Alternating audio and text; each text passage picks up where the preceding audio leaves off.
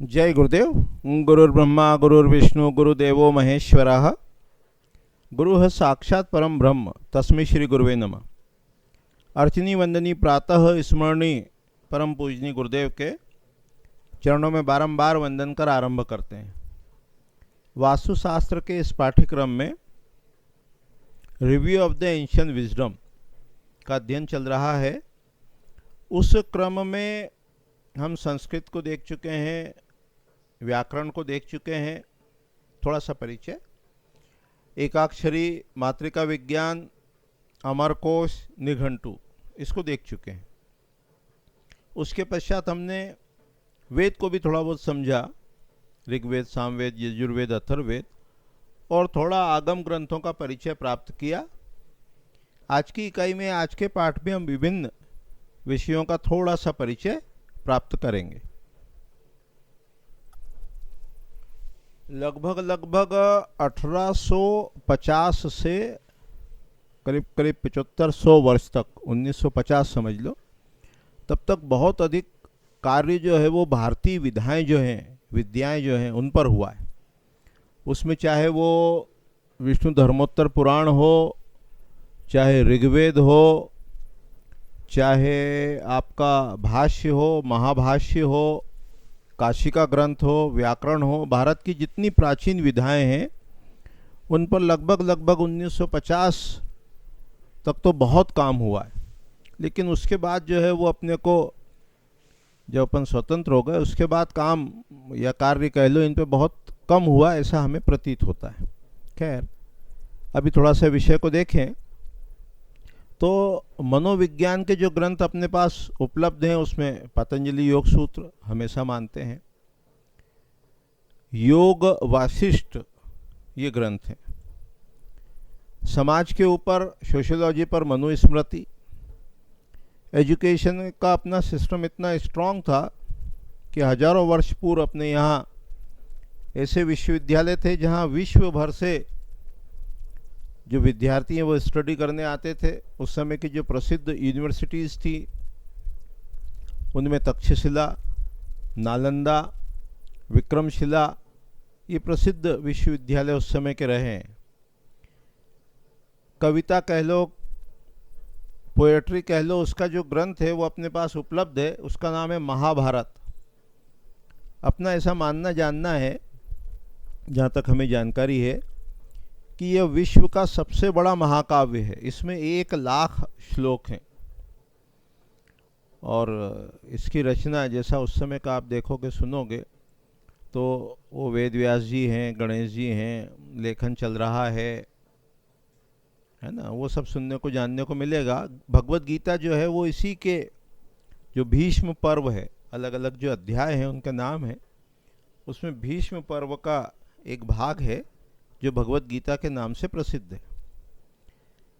Economics कह लो, अर्थशास्त्र कह लो, उसका जो ग्रंथ है वो कौटिल्य कह लो, चाहे कौटिल्य रचित अर्थशास्त्र कह लो, चाणक्य कह लो, वो उपलब्ध है। उसके पहले के भी ग्रंथ हैं। नाट्यशास्त्र पर भरत मुनि का नाट्यशास्त्र बहुत प्रसिद्ध है। इसी प्रकार जीवन की अनेक विधाएं, चाहे वो कामसूत्र हो वात्स्यायन का, उसी का ग्रंथ हो, अनंग रंग। गणित के क्षेत्र में भी बहुत सारे ग्रंथ के उपलब्ध हैं, चाहे लीलावती हो, चाहे सूर्य सिद्धांत हो, चाहे सुल्व सूत्र हो, कात्यायन, बोधायन, मानव आपस्तंभ, एस्ट्रोलॉजी, एस्ट्रोनॉमी, आकाश में जो ग्रह नक्षत्र हैं उनकी स्पीड, उनकी गणना, ये सारा मैथमेटिकल कैलकुलेशन अपने पास एस्ट्रोनॉमी के ग्रंथ में अवेलेबल है।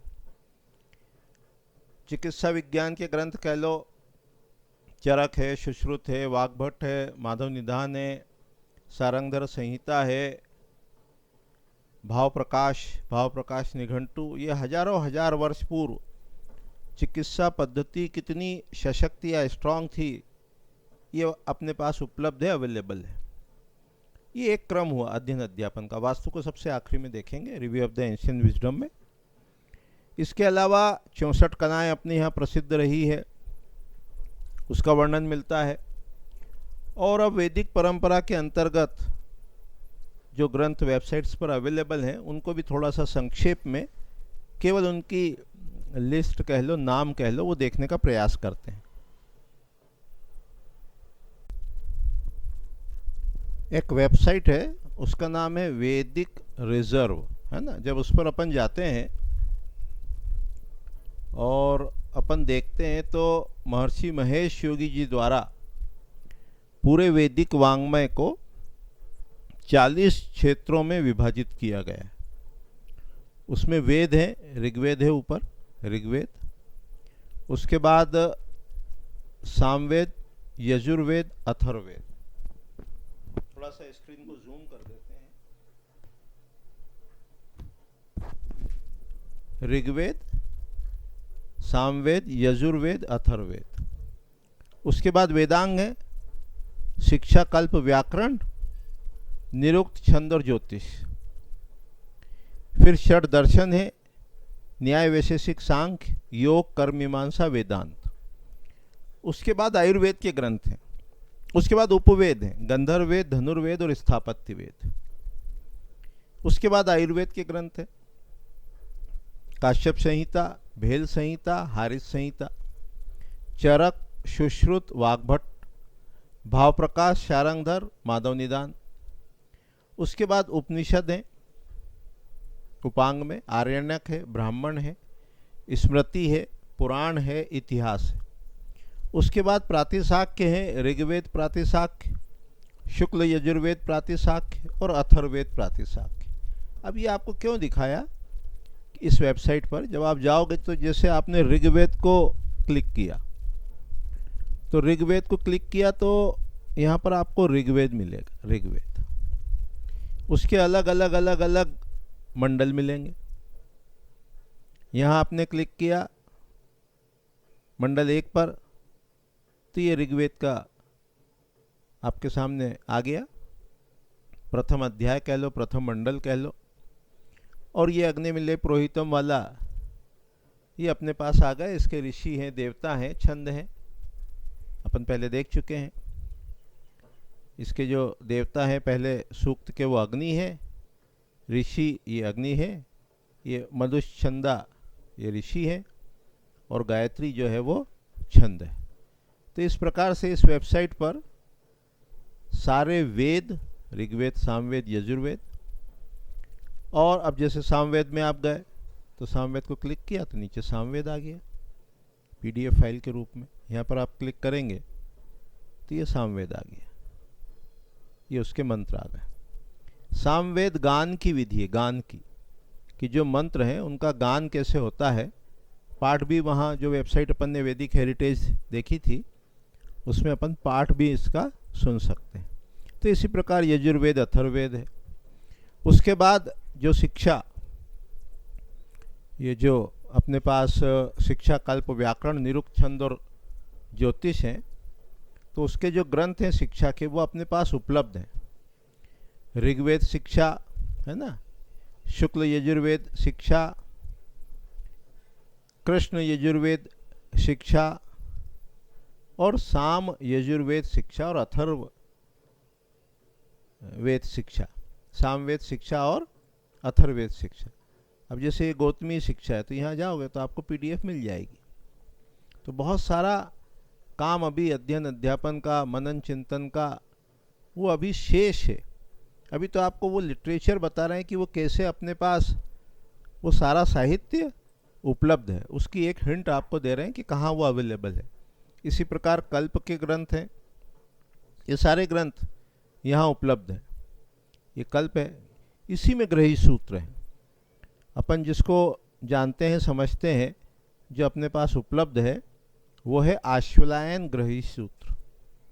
इसमें ये जीवन में जितने कर्म होते हैं उन कर्मों को कैसे करना, किसी समय अपने यहाँ ये पाठ्यक्रम में भी है, अपना जो विश्वविद्यालय महर्षि महेश योगी वैदिक विश्वविद्यालय, उसके पाठ्यक्रम में ये गृह सूत्र पढ़ाए जाते हैं। जो शास्त्री के विद्यार्थी हैं, अपने वास्तुशास्त्र के शास्त्री यानी बीए इक्विवेलेंट, उसमें ये गृह सूत्र पढ़ाए भी जाते हैं, ये सिलेबस में है। तो कल्प के अंतर्गत ये गृह सूत्र का वर्णन अपने को प्राप्त होता है। कितने गृह सूत्र हैं ये यहाँ बताए गए हैं, है ना। स्रोत सूत्र ये भी है, सुलभ सूत्र ये भी हैं और धर्म सूत्र भी है। ये सब कल्प के ग्रंथ हैं। तो शिक्षा कल्प, व्याकरण, है ना। फिर ये अपने शरीर में कहाँ है व्याकरण, कौन कौन से पोर्शन से, ये महर्षि पाणिनि की अष्टाध्यायी जिसमें 3996 सूत्र हैं, है ना। ये पाणिनि व्याकरण, इसके ये वो सब ये इसका पहला सूत्र वृद्धिरादेच्य। इसकी व्याख्या, बहुत अच्छी व्याख्या इंटरनेट पर अवेलेबल है, वो इंग्लिश में मिल भी गई है। और कैसे वो व्याकरण के सूत्र 3996 सूत्र में पूरी व्याकरण गुथी हुई है, बंधी हुई है, उसका ये पूरा वर्णन अपने को यहाँ इंटरनेट पे मिल भी जाता है। उसके ग्रंथ हैं, शिक्षा कल्प, व्याकरण, इसी प्रकार निरुक्त है, छंद है, ज्योतिष है, इनके ग्रंथ हैं। तो ये जैसे ये छंद सूत्र है, तो इसमें छंदों का वर्णन अपने को मिलता है कि छंद किस प्रकार बने हैं, क्या है ये पूरे। तो जितना भी वैदिक वाङ्मय है, शिक्षा कल्प, व्याकरण, निरुक्त, छंद, ज्योतिष, उसके चारों क्षेत्र। इसी प्रकार वेदांत है, ब्रह्मसूत्र है, योग है, पतंजलि योग सूत्र है, कर्म मीमांसा है, उत्तर मीमांसा, पूर्व मीमांसा, उसके साहित्य अपने पास उपलब्ध है। गंधर्व वेद है, धनुर्वेद है, ये सब उपलब्ध है। स्थापत्य को देखें, इस दृष्टि से विस्तार से कभी अलग समय देखेंगे तो मानसार, मयमत, विश्वकर्मा, वास्तुशास्त्र, मनुष्यालय चंद्रिका, सम्रांगण सूत्रधार, वास्तु सूत्र उपनिषद, ये यहाँ उपलब्ध है। इनको आप देखोगे तो इनका जो मूल है संस्कृत जो, वह यहाँ उपलब्ध है। उत्पत्ति रक्षण लयान जगताम प्रकुर्वन, भृंगा भूवारी वहनी मरुतो, गगनम च सुते, नाना सुरेश्वर किरीट विलोलमाला, भृंगावलीड चरणाम्बुरुहुम नमामि। ये पहला मंत्र जो है, पहला सूत्र जो है, ये मानसार ग्रंथ का है। तो इस प्रकार से पूरा मानसार, मयमत संस्कृत में मूल में ये यहाँ उपलब्ध है। इसके प्रकार आगम ग्रंथ भी यहाँ अपने पास काफ़ी, कुछ आगम ग्रंथ यहाँ अवेलेबल हैं, कुछ अभी नहीं भी हैं, है ना। तो आगम ग्रंथ भी यहाँ उपलब्ध हैं।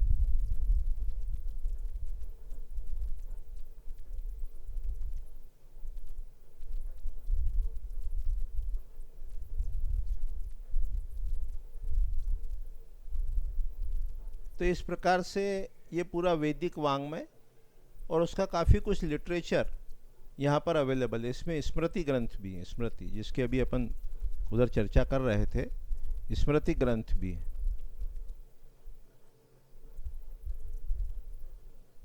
ये अंगिरस स्मृति आश्रम है, प्रायश्चित कर्म का विधान दिया हुआ है स्मृति ग्रंथ में, है ना। ये पूरा जो सोशल साइंस है उससे रिलेटेड है, प्रायश्चित विधान दिया, उसके बाद इसी विषय को यहाँ पर ये अंगिरस मुनि, ये समाप्त हुआ ये वाला वॉल्यूम 1 स्मृति। व्यास स्मृति, ये व्यास स्मृति है। धर्माचरण, देश प्रयुक्त वर्ण, षोडश संस्कार वर्णन, 16 प्रकार के संस्कार जो होते हैं गर्भाधान से लेकर, है ना, ये यहाँ से गर्भाधान, पुंसवन, सीमांत, जात कर्म, नाम क्रिया, निष्क्रमण, अन्न प्रसादन, वपन क्रिया, कर्ण वेदो, व्रतादेशो, वेदारंभ क्रिया विधि, ये उसका वर्णन है। और अपनी जो गृही सूत्र हैं उसमें भी ये अपने को 16 संस्कारों का वर्णन विस्तार से प्राप्त होता है। उसी जो सोशल अपन देख रहे थे उसी में ये मनुस्मृति है 14 नंबर पर, ये मनुस्मृति ग्रंथ है। तो इसमें पूरा जीवन कैसे जीना, उनके सबके विधान अपने यहाँ वैदिक विद्या में बताए गए। तो आज की इकाई में, आज के पाठ में अपन ने थोड़ा ये देखने समझने का प्रयास किया कि कितना समृद्ध साहित्य अपने पास उपलब्ध है। आगामी पाठ में अब review of the ancient wisdom के अंतर्गत अपन वास्तु को या स्थापत्य वेद को देखने का प्रयास करेंगे।